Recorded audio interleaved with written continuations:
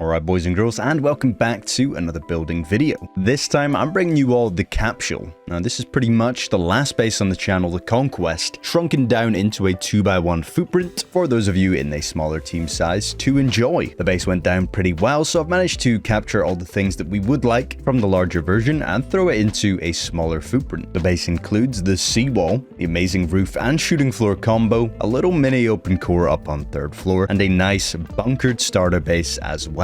Overall, this base is pretty cheap to throw up, so it's decent for a snowball house. I really appreciate all the support on these vids and know that every like and every comment helps. And you may have spotted a few PvP style videos going up on the channel, and I promise those are some absolute bangs as well. You might think I'm a bit of an unk, but you may be surprised to see how it goes down in those vids, so check them out if you can. We'll go ahead now and take a little tour introducing the Capsule. As I said before, I basically took the last base that I posted, and I know it's a little bit larger, and I just shrunk it down to a 2x1 footprint, so those of you who are not in the deeper or medium-sized groups can still enjoy this base design on a smaller scale. So it's 2 disconnectable external TCs to upkeep the shooting floor mainly and parts of compound. You can open up the bunker just with the usual free-handed kind of bunker section here. Breaking the triangle roof closes the bunker, and placing the triangle roof opens the bunker.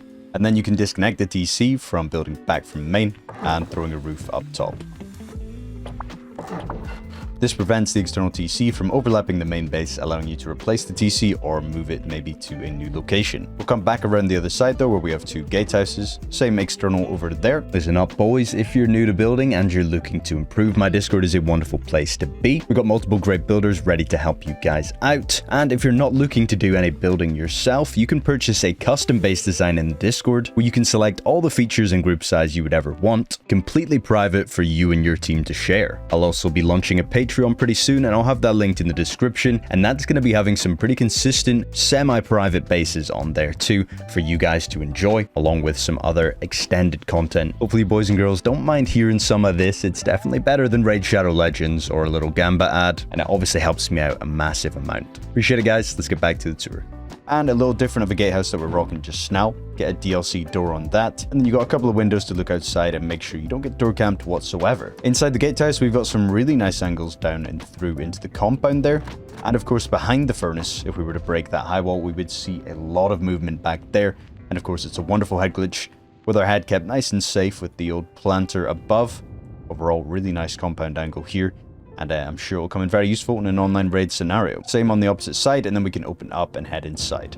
Turrets are immediately watching us through a bit of chain link, making them nice and strong. Then we do once again have a seawall. Remember, the Conquest had a really nice compound on it, so keep that in mind. We've brought that over to the smaller version too, so our furnace is tucked into the seawall here, giving us a hard compound breach if they were to break through these high walls, baited in by the wooden effect, thinking it's a cheap path, and before they know it, they're met with a AIDS level of defense to breach past. Seawall wraps around, giving our turrets even more angles, and we're still in good coverage as we move throughout the base. Again, same effect over here, and then we'll head into one of our bedrooms. Obviously, these bedrooms have got chain link on them, so they're not exactly the most defended, but it's still a respawn, and raids not going to happen on both sides of the base, so you'll be able to play off this nonetheless, and it's giving you mainly angles outside of the base, and then you'd be looking to respawn elsewhere once these high walls open up and it's a bit more exposed. But the turret still does a fine job here, and it will survive long enough, longer than your beds, I'm sure. Heading out, we've only got one way into the main base, so keep that in mind. It's around the opposite end. The rest of the compound is symmetrical, it's all the same.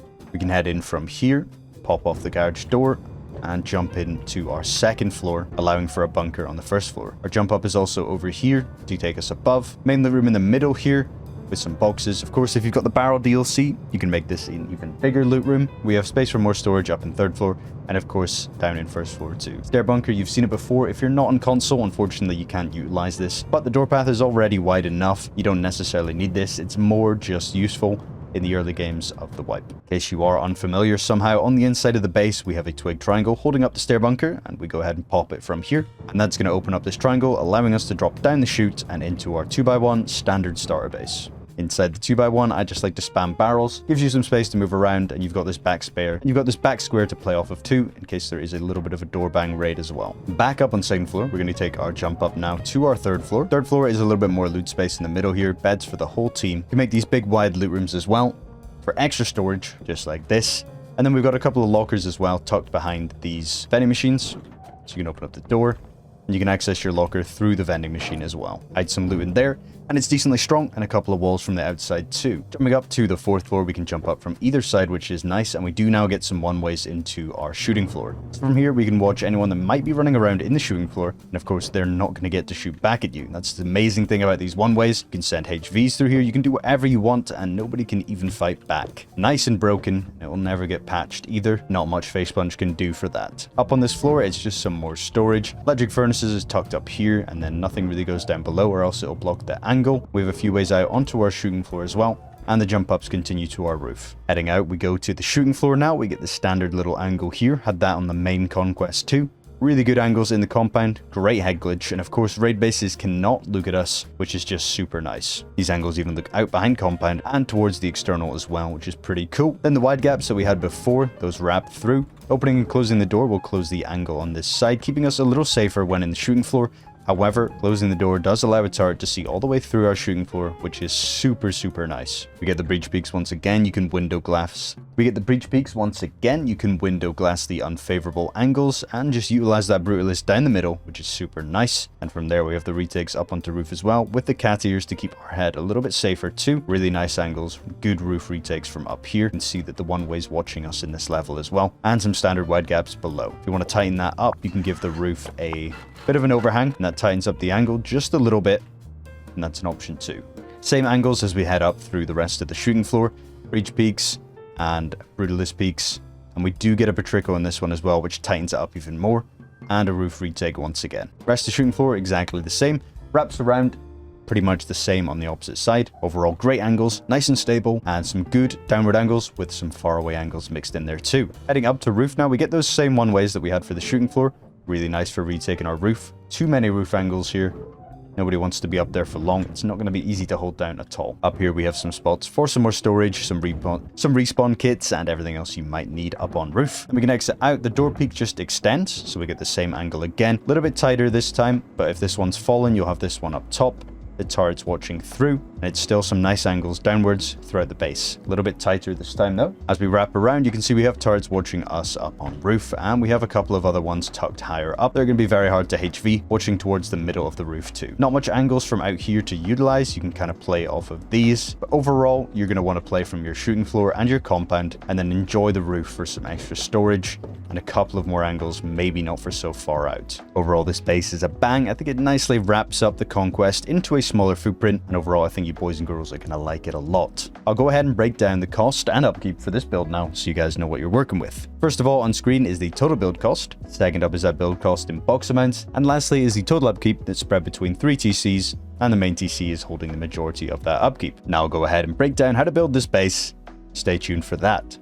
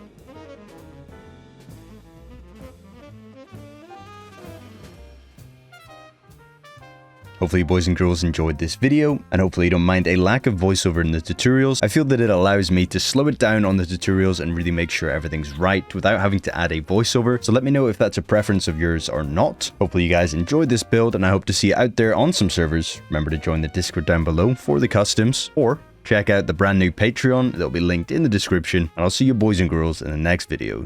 In a bit.